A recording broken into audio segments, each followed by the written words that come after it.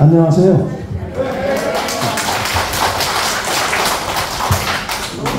지난주에 아침 고요 수목원 잘 다녀오셨어요? 네. 좋죠? 네.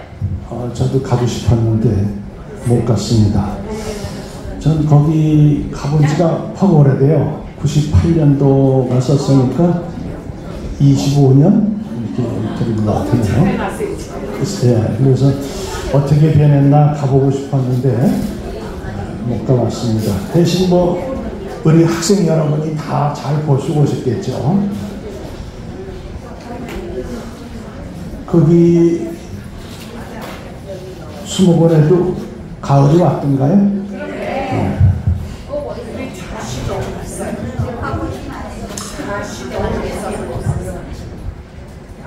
오늘은 2023년 10월 25일입니다. 무슨 날인지 아세요? 네? 오늘은 독도의 날입니다. 어제는 10월 24일 무슨 날인지 아시죠? 유엔데이. 네. 국제연합 유엔이 창립된 날이죠. 유엔이 1946년 5일날인가요? 이렇게 아마 저건 유엔이 어떻게 해서 만들어졌냐 하는 것부터 얘기를 조금 시작해 보겠습니다. 재미가 없더라도 잘 들어주세요.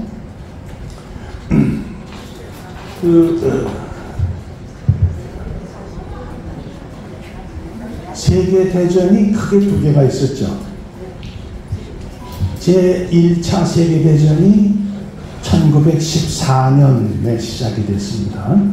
오스트리아가 세르비아를 쳐들어가면서부터 시작이 됐어요. 그래서 4년 동안 독일하고 오스트리아가 유럽을 막 이제 전체를 다 잡아먹으려고 이렇게 해서 시작이 된 전쟁인데 1914년부터 18년까지 4년 동안 전쟁이 계속됐습니다. 그래서 독일이 항복함으로써 세계대전이 끝났어요. 그러니까 그 1차 세계대전은 약 1000만 명이 죽고 2000만 명이 부상을 당한 엄청난 거죠. 생각을 해보면. 이렇게 무시무시한 전쟁이 끝나고 이거 안 되겠다. 이렇게 하면 세계 평화가 유지되지 않을 거 아니냐. 그래서 1919년에 미국의 윌슨 대통령이 되지 말고 우리 국제적으로 모임을 만들어서 거기서 세계 평화를 지키는 이런 역할을 하자. 이렇게 해서 제안을 했어요. 그래서 만들어진 게 국제연맹입니다. 우리나라는 그리고 국제연맹이라고 번역을 했어요. 영어로는 리그, 무슨 토너먼트 리그, 이런 거지? 리그 오브 네이션스, 국가들의 리그, 이런. 근데 우리는 이제 국제연맹, 이렇게 해서 번역을 했습니다. 그래서 한 60개국까지 이렇게 참여를 했는데, 근데 막상 제안을 했던 미국은 거기 가입을 못했어요. 왜냐하면 그 공화당에서 반대를 해가지고 안 됐죠. 이제 그렇게 해서 이제 세계 평화를 유지하자 그랬지만 잘 안 돼요. 왜냐하면 힘 있는 나라가 막 약한 나라를 쳐들어가거든요. 그래서 별 큰 사소한 일들은 이렇게 해결한 게 있지만 잘 안 되더라고요. 유명무실하다 싶을 정도로 강대국들이 자꾸 탈퇴하고 그러니까. 그러다가 1939년에 세계 제2차 대전이 이제 시작이 됩니다. 역사상 가장 큰 그런 전쟁이었다는 2차 세계대전이 시작이 돼요. 그게 이제 어떻게 해서 그렇게 되냐. 독일이 1차 대전에서 이제 패했잖아요. 그러고서 이제 1919년 막 이럴 때는 물가는 오르고 직장은 없고 막 이래서 아주 형편없어졌어요, 나라가. 그런 상태에서 어떤 사람이 나왔어요. 이걸 잘해요. 말을 잘해가지고 국민들의 이렇게 마음을 이렇게 모았습니다. 그 사람이 만든 당의 이름이 나치세요. 나치당을 만들었어요. 그 사람은 누구냐? 잘 아시죠? 아돌프 히틀러입니다. 히틀러가 나치당을 만들어서 정권 투표해서 이겼어요. 제1당이 됐어요. 그 다음에는 나머지 당을 다 없애버렸습니다. 1당으로 만든 1당. 그래서 자기 마음대로 하는 거죠. 그러면서 군기를 많이 확충하고 전쟁 준비를 많이 하는 거죠. 그렇게 해서 이제 독일이 강해져가지고 이 2차 대전을 일으키는데 그 참 또 웃기는 게요. 여러분 마지노선이라는 거 아세요? 마지노선. 이게 여기까지가 우리 마지노선이야 이런 거. 최후의 경계선이다 하는 그 많이들 얘기하죠. 마지노선. 그게 마지노선은 어떻게 생긴 말이냐? 프랑스하고 독일이 이렇게 경계를 이제 국경을 같이 하고 있거든요. 밤낮 이제 독일이 쳐들어오고 또 프랑스도 독일을 쳐들어가고 했었거든요. 근데 프랑스의 장군이 1차 대전이 끝난 다음에 마지노 장군이 있었어요. 이 마지노 장군이 독일은 항상 위험하니까 독일과의 국경에다가 방어선을 만들자. 강철과 시멘트로 벽을 쌓자. 이렇게 해서 세워놓은 게 마지노선이에요. 그 장군 이름을 따서 마지노선이라고 했어요. 이제 독일은 우리나라를 못 쳐들어온다. 쳐들어오려면 저걸 다 부셔야 되는데 그럴 수가 없을 거다. 이렇게 했는데 그 마지노선이 아무짝에 술 먹어먹게 된 게요. 독일이 쳐들어갈 때 그 마지노선을 무너뜨리고 간 게 아니고요. 벨기에로 이렇게 돌아서 쳐들어갔어요. 그래서 아주 무용지물의 그 방벽이 된 게 마지노선인데 요즘도 우리가 이제 여기까지가 우리 마지노선이야 이런 얘기하는 것, 더 이상은 양보할 수 없다 할 때 마지노선이라는 얘기를 합니다. 근데 전체 독일은 그렇게 해서 히틀러가 잡았는데 이런 나라를 전체주의라고 합니다. 그러니까 딱 잡고선 모든 걸 가지고 가는 거죠. 전체주의 국가가 누가 또 있느냐? 이탈리아에는 무솔리니라는 사람이 나와서 파시스트 당을 만들었어요. 그래서 거기서도 무솔리니가 정권을 잡았습니다. 그것도 전체주의가 됐어요. 일본은 어떠냐? 일본은 군국주의입니다. 군대가 우선이다. 군대가 힘을 갖고 이끌어가야 된다. 그래서 군국주의예요. 여기도 전체주의. 이 전체주의 국가가 독일, 이탈리아, 일본 이렇게 세 나라가 나중에 이제 서로 동맹을 맺죠. 2차 대전은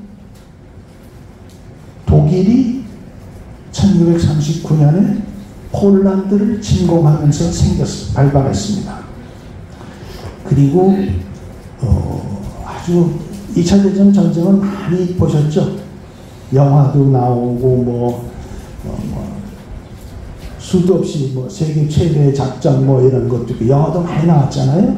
또 무슨 노르만디 상륙 작전이 브라운 요새니 이런 독수리 요새 이런 것들을 다 2차 대전 때를 배경으로 한 겁니다. 그래서 1945년에 이제 독일이 항복해요. 그 복잡한 전쟁 속에서 미국도 전쟁에 참여했죠. 왜? 일본이 미국은 참전 안 하려고 했었는데 일본이 1941년에 진주만을 습격하죠. 그때 우리 이승만 대통령, 며칠 전에 말씀드렸었죠. 이승만 대통령이 미국에서 써는 책, 거기에 일본은 믿을 수 없다, 이제 일본은 미국을 침범할 거다, 이런 얘기를 했는데, 그때 사람들은 다 뭔 쓸데없는 얘기냐 이렇게 얘기를 했는데, 실제로 일본이 1941년에 진주만을 폭격하잖아요. 그때 미국 사람들이 이승만은 달리구나, 세계를 보는 눈이 있구나, 이렇게 됐습니다. 어쨌거나 그래서 미국도 참전하게 됐고 아주 복잡한 싸움이 많이 진행이 되죠. 그러다가 1943년에 이탈리아는 항복을 했어요. 나는 이제 더 못 싸워, 항복, 이렇게 했어요.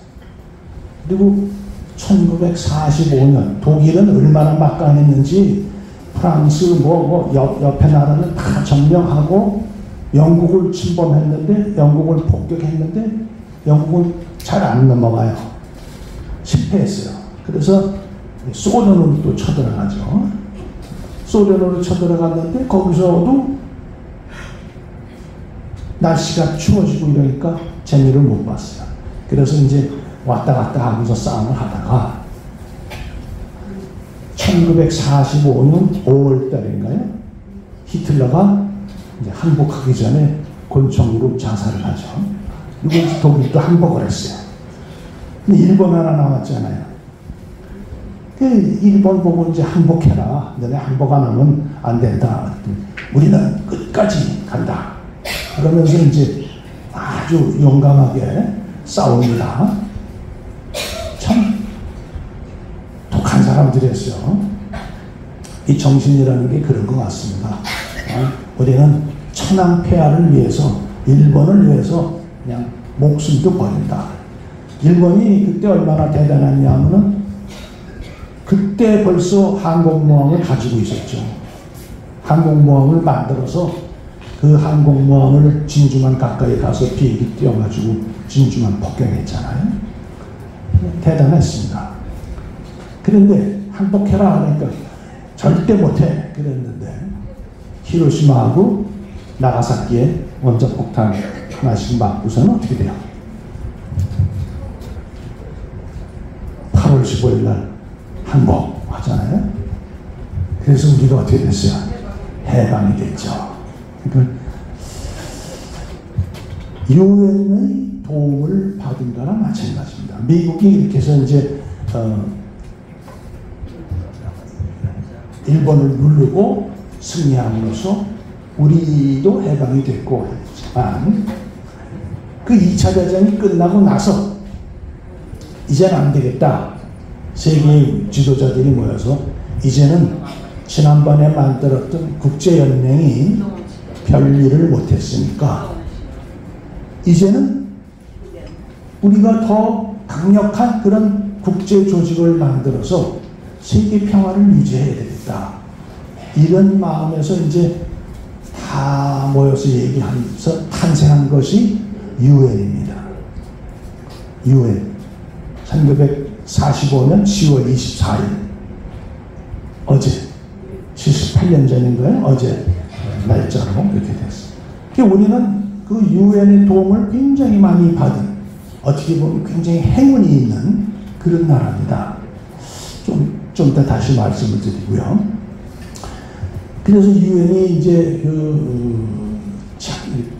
국제적인 행사 창립이 됐고, 그 전에 있던 국제연맹, 이것은 국제연합, 유엔이 만들어진 다음에 1946년에 해체를 하자. 그리고 자산을 유엔에 넘겨주고 거기에 소속 기관인 국제사법재판소하고 노동연구소를 유엔에다 주고 해체가 됐습니다. 그래서 같은 목적으로 만들어졌던 국제연맹과 국제연합이지만, 국제연맹은 좀 쥐는 힘이 약해서 큰 역할을 못하다가 2차 대전 끝난 다음에 생긴 UN 국제연합에다가 다 넘겨주고 유엔이 이제 그것을 다 맡아서 하게 됐습니다.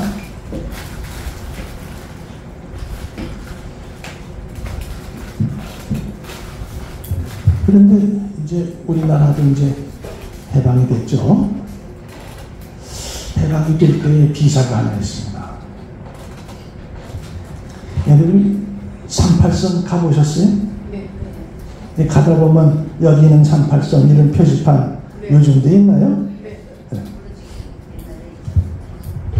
여기 저 남자분들 보시고 선반 반장님께서는 해병대에 근무하셨던 걸로 아는데 그 제가 군대를 가니까요 훈련소에서 끝나고 이제 뭐 의정부에 가면 보충대가 있습니다. 그 훈련 각 여러 군데서 훈련받은 병사들을 모아서 거기서 이제 전방 부대나 어디 부대를 배치하는 거예요. 그 이제 훈련소에서 훈련을 마치고 100일 보충대 의정부 가서 이제 있는데 한 2, 3일 있으니까 누구 나와 그래서 불러가지고 트럭에 그래서 타고선 가니까 이제 자대 배치를 받는 거죠. 그럼 어딘가 궁금했어요.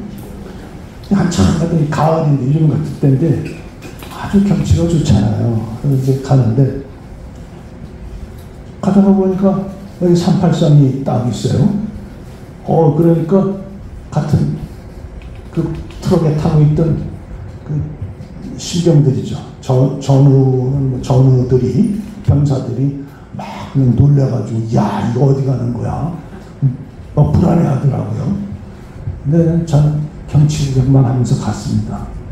38선을 지나서 한참 갔어요. 얼마나 갔는지 모르는데 가다 보니까 어느 한적한 곳에 내려. 그래서 보니까 이제 부대가 하나 있는데 거기가 철책선 지키는 부대더라고요. 그래서 철책선을 3년을 지키고 나왔습니다. 이제 그 부대는 거기는 6개월은 철책선에서 근무를 하고 후방으로 조금 뒤로 나와서 교육을 받고 훈련을 받고 다시 들어가서 6개월 또 나와서 훈련 받고 다시 들어가서 그렇게 이제 교대 근무를 했어요.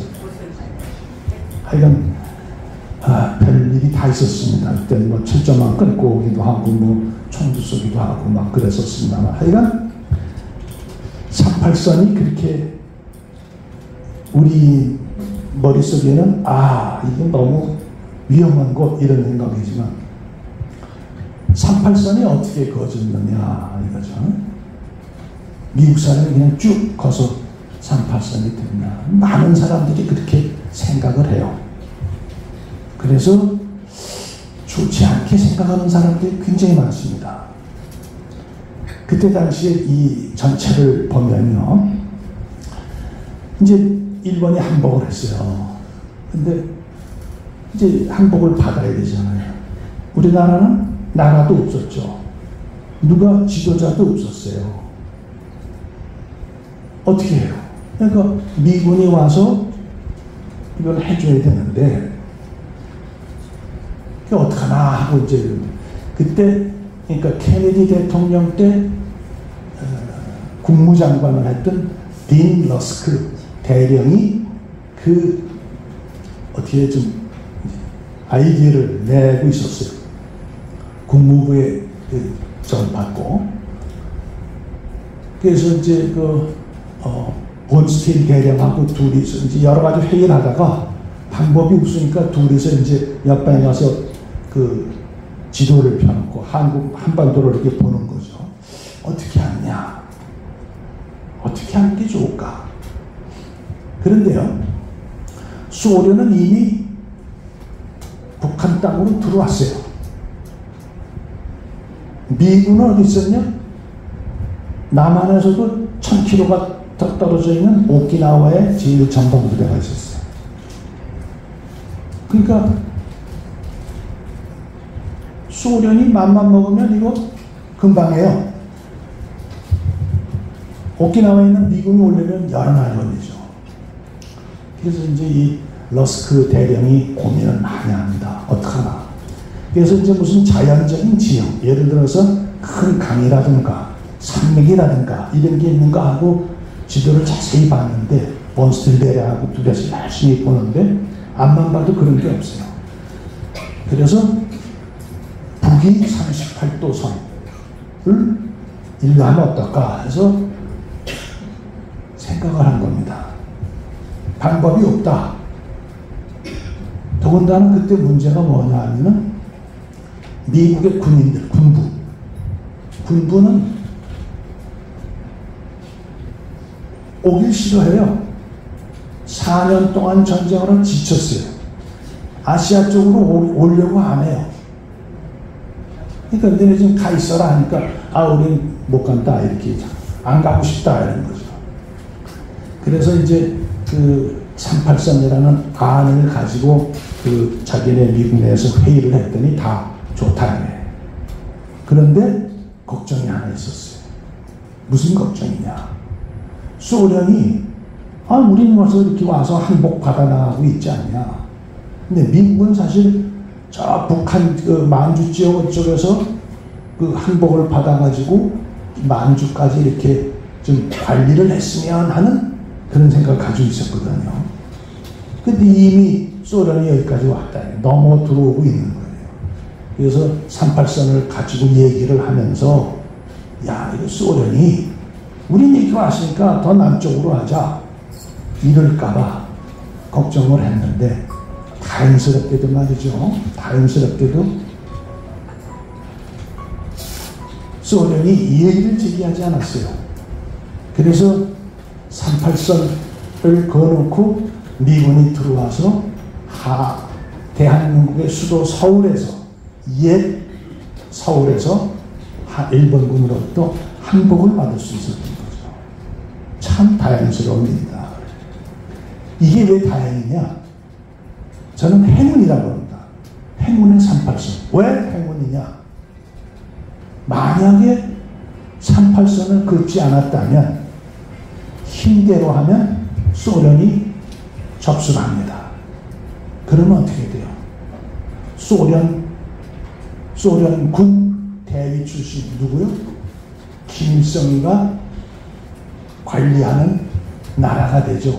우리 한반도 전체가. 그런데 다행히 김일성이가 관리하는 것은 38선 이북이었다. 38선 이 밑으로만 우리가 미군이 관리를 했지만, 그러나 그 나라는 어떻게 됐어요? 우리나라는 미군이 관리한 나라는 자유민주주의 대한민국이 됐고 자본경제가 돼서 잘 사는 나라가 됐죠. 북한은 어때요? 소련이 관리해서 김일성이가 돼가지고 지금 엉망 아닙니까? 어저께인가 그 북한에 목선 타고 4명이 내려왔죠. 소식 뉴스 보셨어요? 네. 북한에서 4명이 내려왔는데 우리 해경선 이런 배 보더니 남한은 배도 참 좋다 그랬대잖아요. 소련이 그 독일, 동부 독일, 동독하고 뭐 폴란드, 루마니아, 뭐 체코슬로바키아 이쪽 그 소련이 관리했던 데는 다 뭘 만들었어요? 공산사회주의를 만들었잖아요. 그래서 소련이 해체된 다음에 독립들을 했지만 지금도 못 살잖아요. 지금 잘 살려고 애를 쓰죠. 그러나 어떻습니까? 그쪽이나 우리 북한이나 전부 지금 못 사는 나라가 돼서 어렵게 살고 있잖아요. 그런 면에서 우리나라는 참 좋지 않냐, 행운이 아니냐 이렇게 생각을 합니다.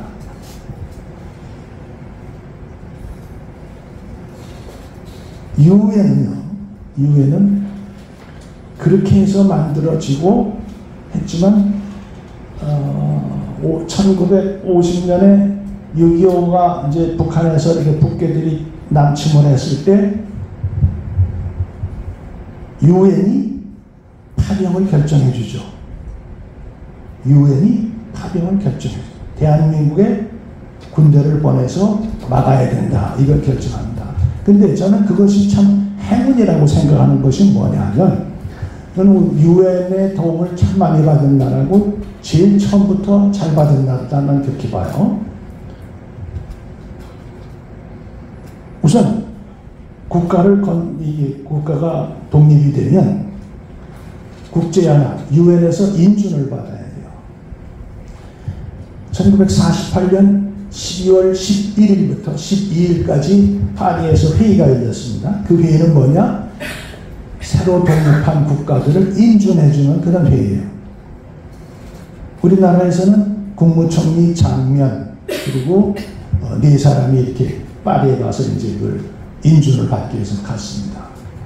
그런데 12월 11일부터 12일까지인데 11일부터 공산국가들이 우리나라를 인준하지 못하게 방해를 합니다.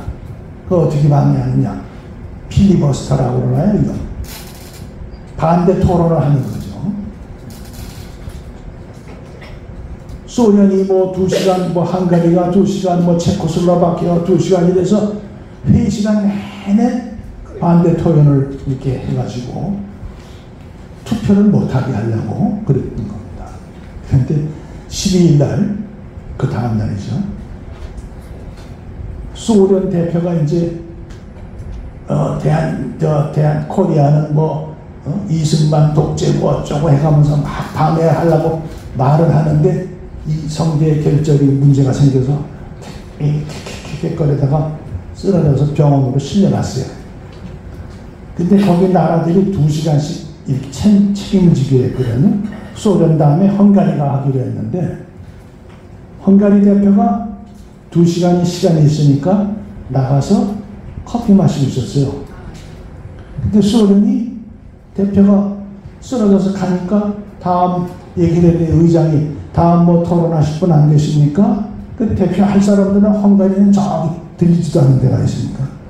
그래서 투표합시다. 그래가지고 대한민국 인준 찬성 48, 반대 6, 기권 1. 이래서 인준이 됐어요. 참 다행이다. 그렇게 생각합니다. 하늘이 도왔어요. 대한민국을. 그 다음에요. 50년에 북한이 북괴들이 쳐들어왔잖아요. 바로 유엔 안전보장이사회에서 이사회가 열렸는데 그 5나라가 소련, 미국, 소련, 영국, 프랑스, 중국, 그때는 이제 장개석 때입니다. 중화민국이 5개가 거부권이 있는 상임이사국이잖아요. 이 중에 하나라도 반대하면 안 되는 건데. 그래서 이제 대한민국을 저 북괴놈들이 쳐들어왔으니까 이거 가서 파병을 해서 도와줍시다. 이렇게 얘기를 합니다. 회의를 합니다. 그런데 그 회의에 소련 대표가 참석 못했어요. 소련 대표가 참석했으면 어때요? 반대하면 안 되는 거죠. 그러니까 소련 대표가 참석을 안 했기 때문에 통과가 됐어요. 그래서 우리 참 행운이죠. 그럼 벌써 2번의 행운이죠. 그렇게 다행스러운 일들이 있더라 이거죠. 그러니까 얼마나 참 놀라운 일입니까? 대한민국이라는 나라는 그냥 적당히 생겨진 나라가 아니다. 이디오피아가 전에도 한번 말씀드렸지만 이디오피아는 국제연맹 시절에 국제연합 유엔이 만들어지기 전에 국제연맹 시절에 이탈리아가 이디오피아를 침략했습니다. 그때 이디오피아의 셀라시아 황제가 국제연맹과 세계 각국에다가 도움을 청했어요. 우리나라 이렇게 위험하니까 와서 도와달라. 근데 안 됐어요. 그러니까 국제연맹이라는 게 자기네들한테 아무 소용도 없잖아요. 그러기로 했는데 그래서 말이죠. 6.25 때 6.25 때 쳐들어왔을 때 유엔에서 한국에 파병을 해서 도와주자 16개국이 전투병을 보냈고 5개 나라가 의료진 이름을 보냈죠. 그 16개 중에 이디오피아가 있었습니다. 이디오피아는 그 셀라시아 황제가 자기 나라가 위태할 때 그렇게 도와달라고 요청했지만 안 도와줬잖아요. 그래서 그게 한이 돼서 우리가 어려운 사람들을 먼저 도와야 된다 하고 황제의 근위병을 갱류부대라는 근위병을 파병을 해줍니다. 그러면서 훈시를 해요. 절대 지지 말고 와라. 꼭 이겨야 된다. 그래서 이디오피아 군은 와서 253전 253승을 했어요. 죽기도 많이 죽었죠. 단 포로는 한 명도 없었습니다. 왜? 황제가 명령을 했어요. 죽기로 싸운 거죠. 그러니까 죽을지언정 포로는 안 됐다 이거죠. 그런 거 보면 이디오피아는 그렇게 어려울 때 세계가 도와주지 못했지만 우리나라는 어땠어요? 유엔이 발족되고서 첫 번째 혜택을 입은 나라가 된 겁니다. 그러니까 어때요? 우리나라는 행운이 있는 나라다 이렇게 생각을 합니다. 38선을 긋지 않았습니다. 아마 지금 우리가 김정은이 밑에서 그 뚱뚱한 요만한 김주애를 보면서 박수치고 엉엉 울고 할 거 아니겠습니까? 참 그런 거 보면 생각해보면 끔찍합니다. 그러나 우리는 지금 유엔의 도움을 받아서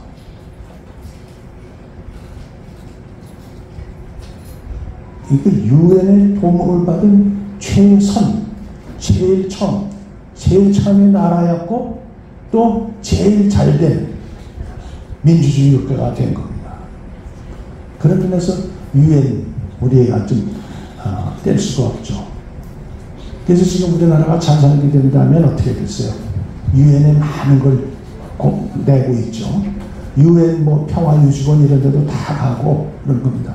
더군다나 우리는 세계 대통령이라고 하는 유엔 사무총장을 우리 반기문 총장이 10년을 했잖아요.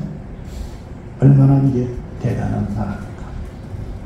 대한민국은 그래서 행운도 있고 능력도 있고 또 지금까지 잘 해와서 이렇게 잘 됐고 앞으로도 어떻게 된다? 더 잘 될 거다. 지금 대통령께서 이제 사우디아라비아하고 뭐 어디 카타르인가 이렇게 가시잖아요.